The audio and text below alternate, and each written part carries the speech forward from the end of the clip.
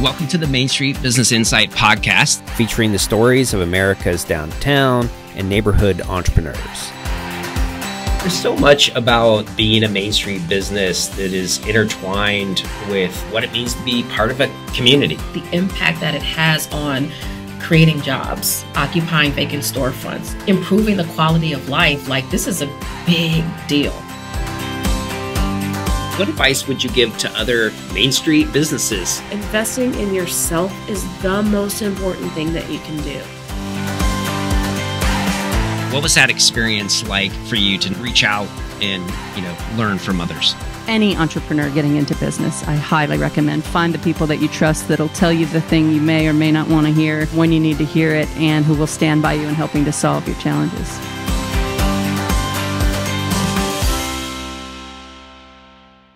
Welcome, everyone, to what I'll call a special episode of the Main Street Business Insight podcast.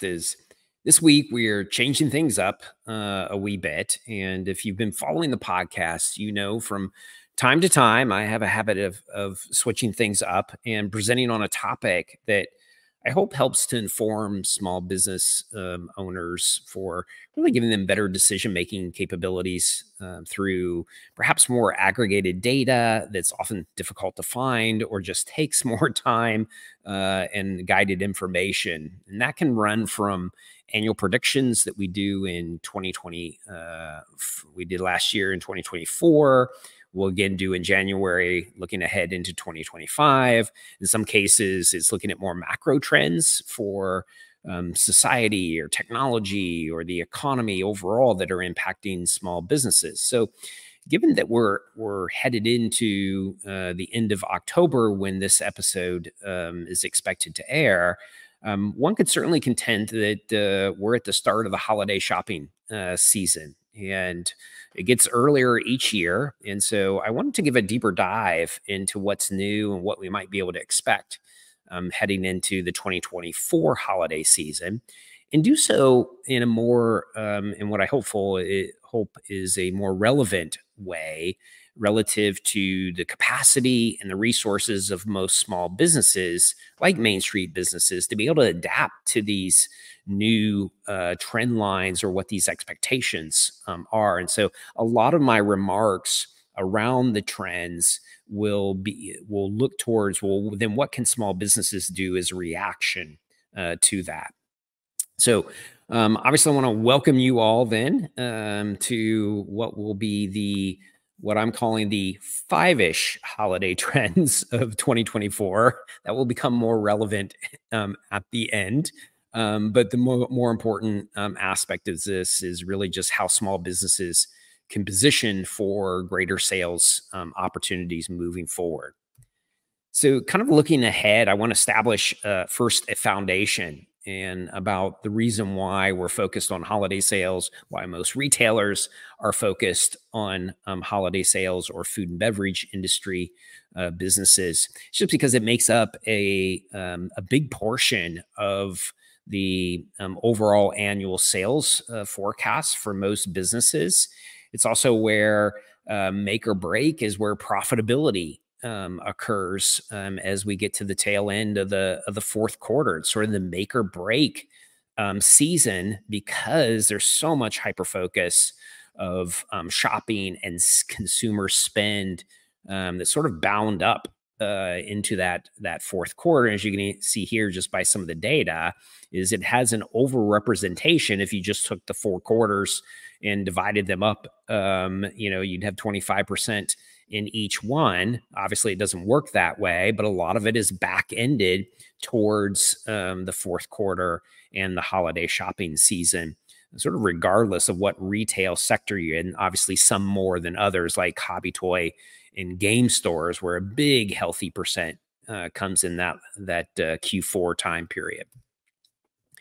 Also, as we look ahead, what can we expect? There have been a lot of, I think, concerns in the second quarter, especially of 2024, where there was a lot of dialogue in the media and around economists about, were we going to have a soft landing or a hard landing? Was there going to be a deep recession? What was going to be happening there?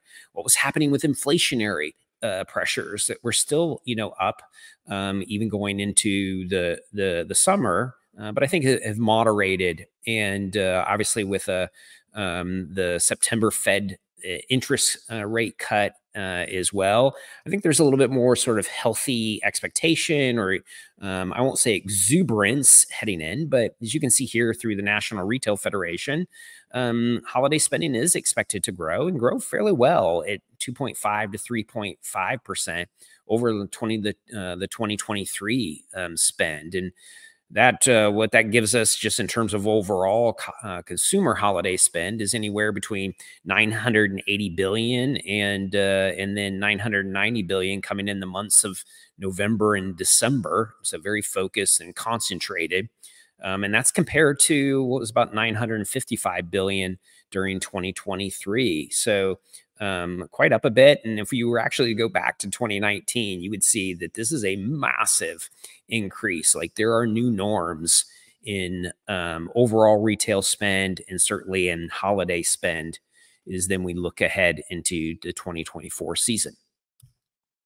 A couple more stats I think are relevant specifically to 2024 is where a lot of that spend is likely to occur. Okay.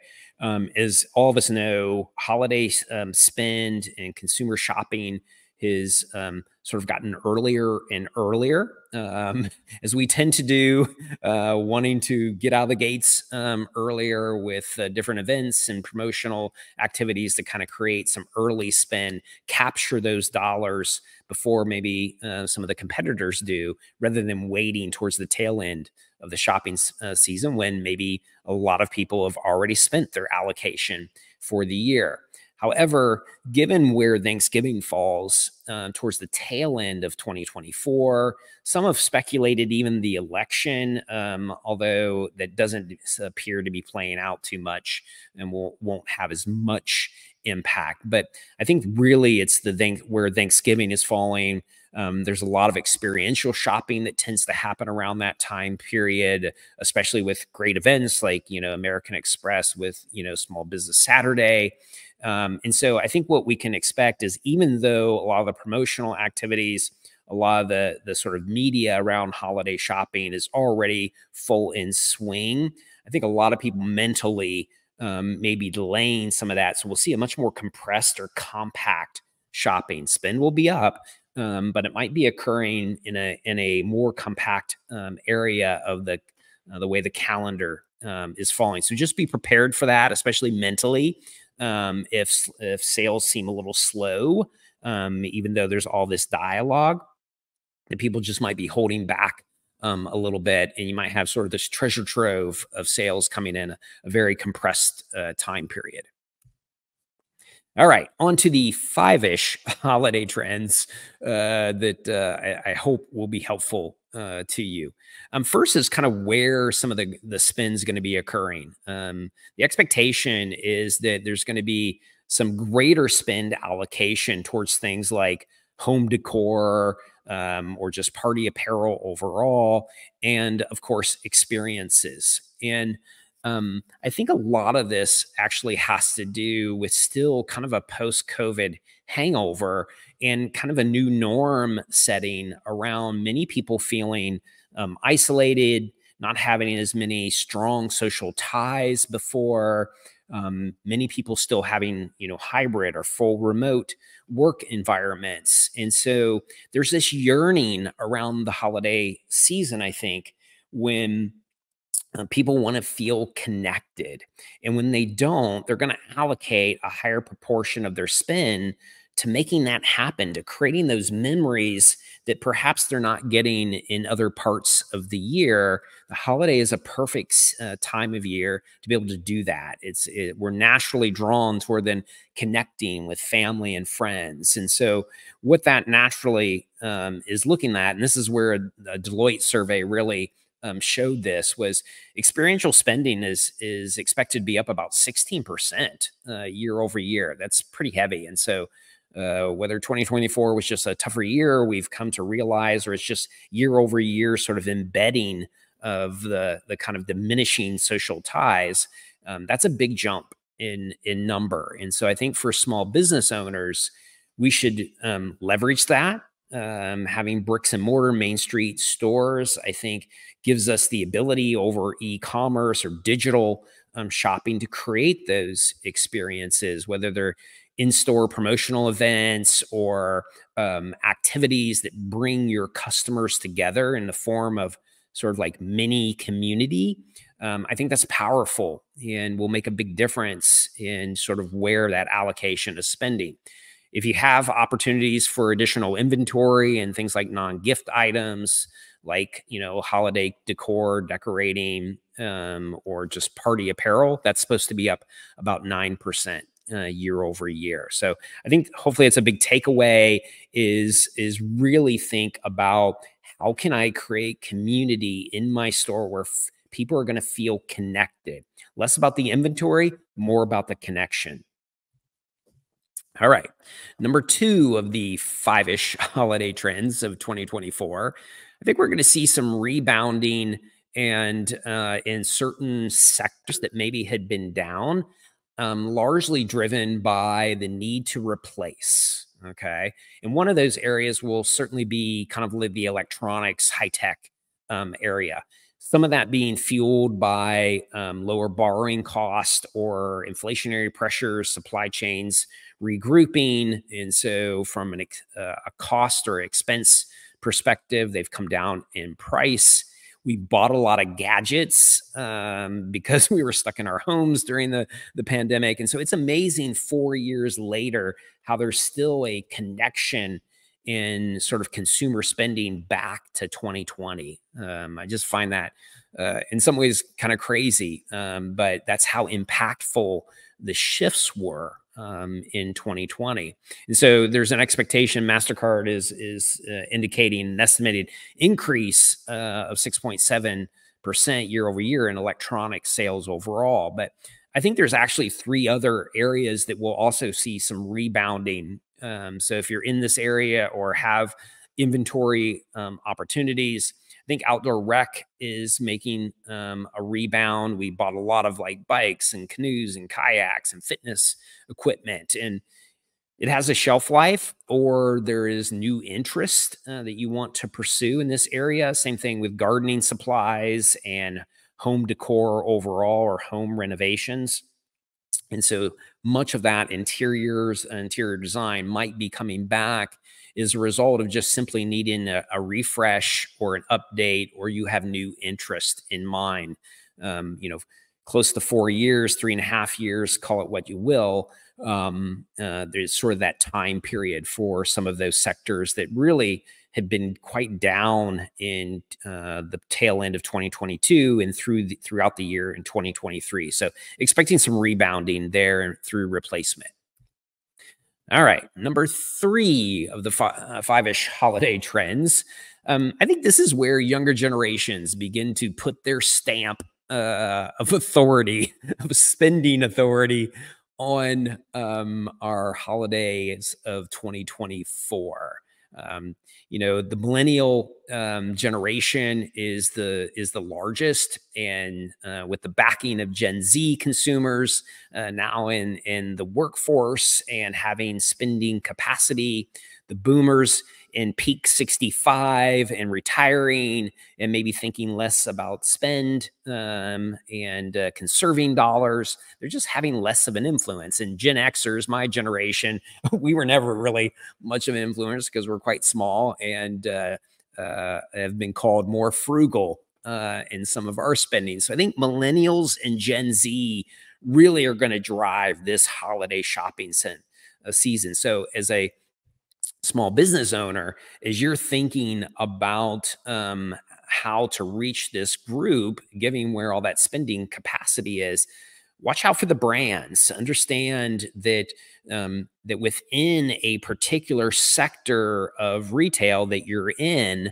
there are various brands that have a niche or competitive position based generationally. Either they're well-known generational brands, legacy brands, and then newer up-and-coming brands. And you see this actually in the jewelry a sector where younger skewing jewelry brands are really growing. And again, this is some MasterCard data showing that younger skewing jewelry brands are expected to be up 44% over where they were in 22% or 2022, where they were at 38%. So a healthy 6% jump. And I think you can leverage this and think about it in other sectors as well. Some other just sort of thinking around Gen Z and millennials is that social media is the go-to place. So again, think about where you're putting your social media activity. Is it in Facebook? Is it in other places that might skew to that particular generational group? Now, again, first and foremost, always take account of who your shopper is and know your customer. But if you're trying to attract maybe someone, other consumers from the Generation Z or millennial group, social media is going to be one of the way, and placement is going to be critical. Things like TikTok, which continues its dominance of this particular generation, Gen Z, and how they're using that to discover new gifts on this platform. Gen Zs also cite social media as a major influence in terms of like 1/3 of their respondents plan to find gifts via Facebook or Instagram ads, and nearly 1/4 through influencers. We call that social commerce. And so think about like your own young consumers, maybe having them do testimonials or participate in a video, but leveraging your own customers through social commerce is a big sort of call out, especially with younger generations. All right, number 4 of the 5-ish holiday trends. This is where AI. I always joke that in 2024, I couldn't actually do a presentation if I didn't talk about AI in some ways. And we're certainly going to see this probably for the first time really play a very visible or have visible impacts on shopping through AI, primarily around hyper personalization, which is actually a big consumer trend. And then I hope building more efficiencies for our small business owners to kind of quickly pivot, maybe take some tasks out that were very time consuming, which you don't have a lot of time, and bring some ease to that to allow you to focus more on those value add, the things that you truly need to pay attention to during as you gear up for the holiday shopping season. So 43% of Gen Zers expect to spend more this year, which is great. But more than half said they plan to use AI as a shopping assist. And so how that might look is going into one of the providers, whether it's Copilot or Gemini or ChatGPT, and simply asking some questions, or having the AI learn, like I'm going to such and such store, learn about this store and what it offers, and then putting a prompt in.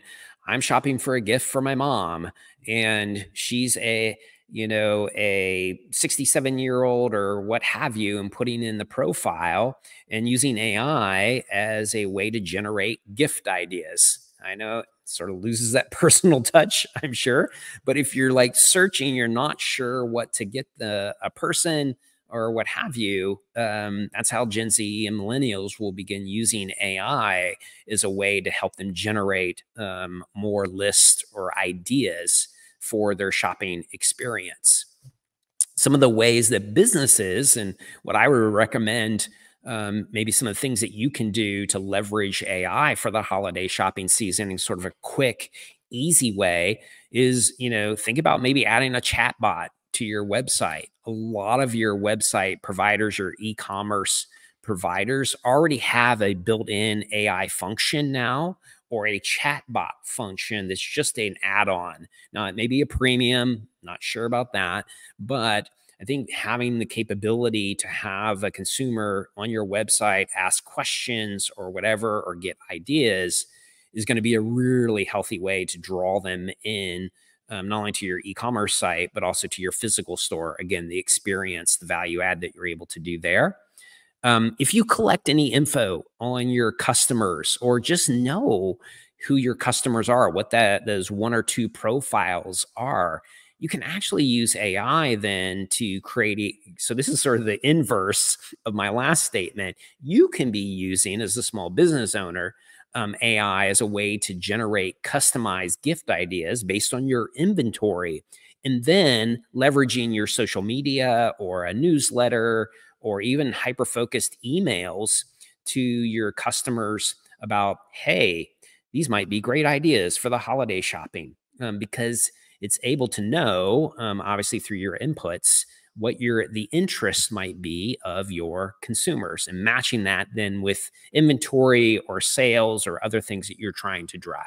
And then the third area that you might want to consider, this is really on the time savings front. Simply using AI is a way to customize marketing campaigns or messages that you want to share about an event or what have you, and just putting prompts into it to develop certain messages, again, based on the details that you're providing it. You can always edit, obviously, and put your sort of personalization to it, but it's a great way to just save you time from starting from a blank sheet of paper, which I know for some can take hours to kind of figure out, what should I say? How should I like put this? What's the sort of sequencing of what I'm trying to say? One of the AI generators can really do that for you. It's called generative AI, and really simplify it. And so I know if you're a little bit nervous about AI, or sort of apprehensive or not trusting, this is a kind of an easy way to go into it, is just using it as a starter to give you ideas for how you might want to message some of your planned activities. So give it a go, try it out, see what you think. All right. Last of the 5-ish holiday trends that I want to talk about is really the cost-conscious consumers looking for deals. Even though inflation has certainly come down, there's still a lot of pressures on the consumer. Pricing elasticity remains fairly tight, and so you don't have a lot of room to maneuver. 66% of consumers rank better prices and promotions as their top consideration for the 2024 holiday shopping season. So one of the things that I would recommend is, highlighting discounts is a lead. That doesn't mean discounting everything, if that's not what your store is all about, but maybe featuring a loss leader or a couple of products that you want to feature where you're discounting, and to really get them into the store and also show that there's some deals there. And start messaging early on specials. That's going to be another sort of highlight of the shopping season if you want to attract more cost-conscious consumers, just to get them into the store. All right. Now, this gets to the point of where I was wanting to wrap up with my 5-ish, but I kept going, and I kept thinking, well, there's some other things that are happening within the space, and so, but I didn't feel like it was worth giving them tons of attention, and some of these are sort of wrapped with the other trends. But I want to quickly mention a few other things to consider, or just summarize in general. First and foremost is omni-channel shopping. If you're simply just sending out a newsletter, or you're just simply posting on social media, that's not necessarily going to get it done in this sort of consumer market, especially with younger generations. And so you have to hit them, in essence, in multiple ways. And that's really the theory around omni-channel shopping, is you have a clear and concise message, but you're delivering it in multiple formats. So leverage that great newsletter that you have that's very personalized to your consumers. Use your social media, have your website, have an in-store promotional event, but constantly share the message, but again, in multiple sorts of ways, even traditional advertising, of course. All right. Remember, price conscious shoppers, that's going to be big. Have a loss leader if you're able to, but counterbalance it with experience, which will provide value add over just the deep discounters out there. So yes, have some things that might be on sale or whatever, or a deal, but rather than going the deep discount, which then impacts your margins, especially for smaller stores, and that's why I'm mentioning it here, put in the value add of the experience to make up for that. Mobile commerce continues to grow. People using their cell phones either for research or for making the purchase directly through your website, but in a mobile application. Make sure that your website is mobile optimized as well, so it looks good on the screen. But that's going to play an ever increasing role as we go forward. Is going to be the use of the cell phone. And even opportunities for like geofencing and to press messages as that consumer gets closer. That's another strategy, a more sort of complex strategy, but I think we'll see that more in the coming years. Maybe that will become part of a prediction at some point. Personalized experiences is big, using AI to really hone in on knowing your customer and what they may be interested in relative to the services that you're offering or the products that you're offering. Yes, we'll have some early shopping, but please remember that if you're not seeing a lot of that happening, it's a lot of that has to do with the compressed nature of 2024 and where Thanksgiving is landing. So just be aware of that. Non-gift purchases, as I mentioned earlier, will be big. So experiences that you can do in store, there'll be 16% increased spending in that area and 9% increased spending in sort of like home decor and apparel, party apparel, etc. All right. Return to physical stores. Don't buy into the media hype around sort of the death of bricks and mortar, or everything is going to e-commerce. It couldn't be further from the truth. Certainly there's some spin shifting. There's a lot of like combo bricks and clicks happening, but especially during the holidays, people want to feel connected to something, and e-commerce is very transactional. While it can be personalized, it's not building connection to community or to family or friends or coworkers and colleagues. It can't do it. And so the physical nature of the holiday shopping season is really important. I think as we see the epidemic around loneliness and mental health, that connection to the actual strolling a downtown or your neighborhood commercial district during the holidays, going into the stores, having that hot chocolate, seeing your neighbor, talking with the store business owner, that's powerful. And I think if you can sort of personify that, position it, offer more in-store promotional activities, build community is part of your strategy, have a third space component within your store, that will pay quite hefty dividends as we think about the 2024. And I think just overall retailing in general.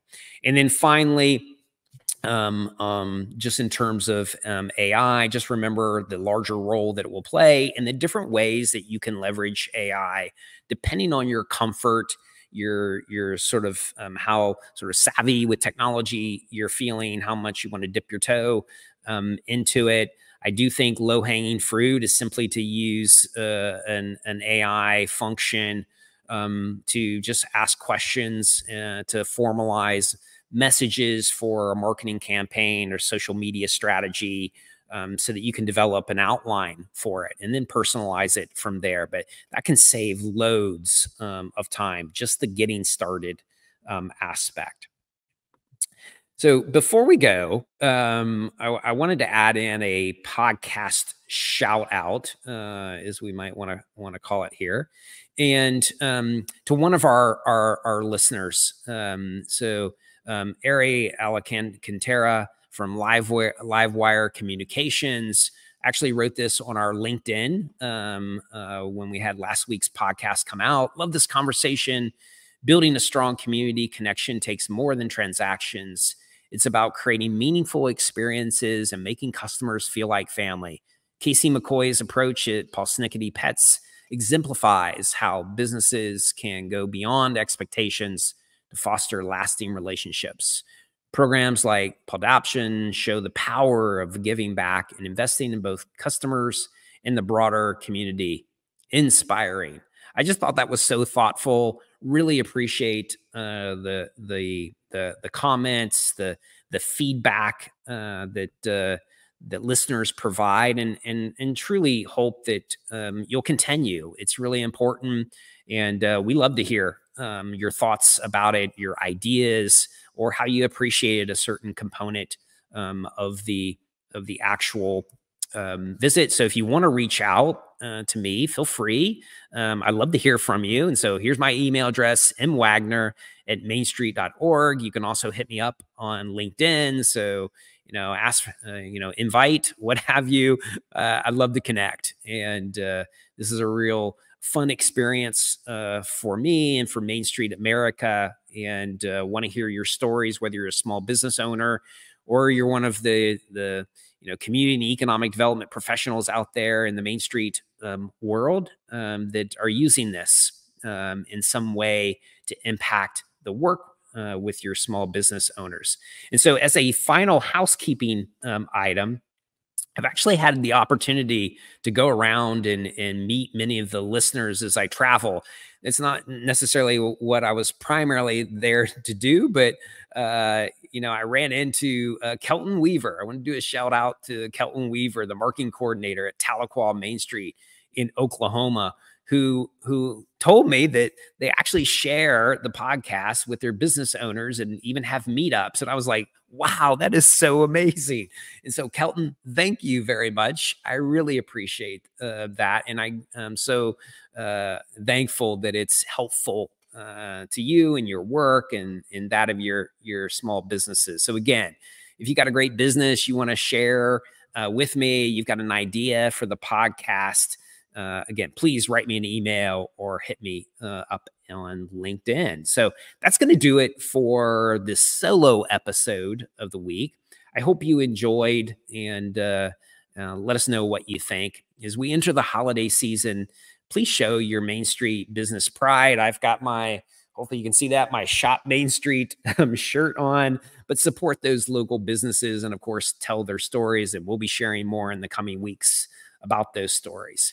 They're so important to our local and national economies, and most importantly, they promote and provide quality of living to the places we all call home. And remember, check out our growing library. If you're seeking other assistance or want to talk to a small business digital trainer, go to our resources page, or just watch some of our other films and videos of the podcast and trainings on our Main Street America YouTube channel. So you can find us there, and obviously listen to us on, anywhere that you listen to your podcast. So thanks so much. Please rate and review us and hit that subscribe button wherever it is on your screen, and tell your friends and family and neighbors and pets and colleagues to do the same. And we'll see you next week. And thanks, of course, for all the support.